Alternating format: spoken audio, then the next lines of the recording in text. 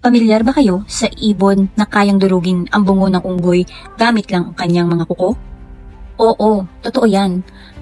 Ang halimaw na ito ay hindi kathang isip lang.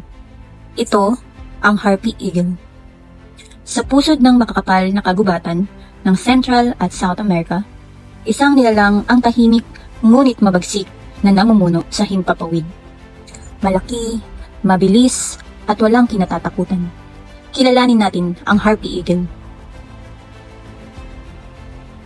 Ito ang 4 facts about harpy eagle. Ang harpy eagle ay isa sa pinakamabigat at pinakamalaking agila sa buong mundo. Tumitimbang ito ng hanggang 9 na kilo at may pakpak na umaabot sa 2.2 meter. Hindi tulad ng ibang agila, ang harpy eagle ay may maikling pakpak. Perpekto para sa paglipad sa siksik na kagubatan.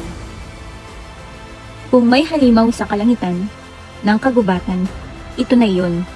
Ang harpy eagle ay kilalang mabangis at kayang-kaya nitong patumbahin ang mga unggoy, sloth, at iba pang hayop na halos kasing laki niya.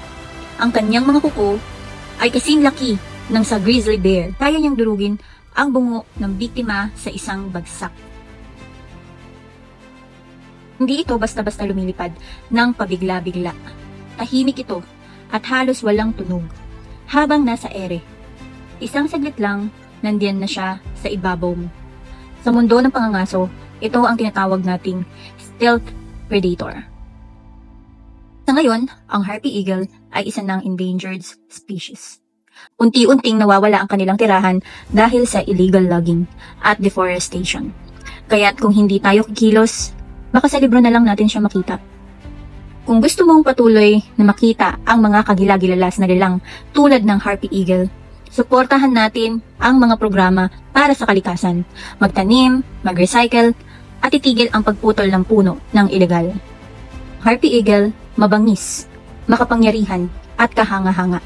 Isa siyang paalala na sa kagubatan, may mga nilalang na mas matindi pa sa ating inaakala.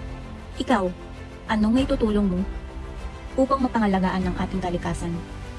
Kung nagustuhan mo ang video na ito, pwede mo itong i-like, pwede mo rin i-share, at don't forget to follow para sa mas marami pang kaalaman video. Dito lang yan sa Kaalaman Express.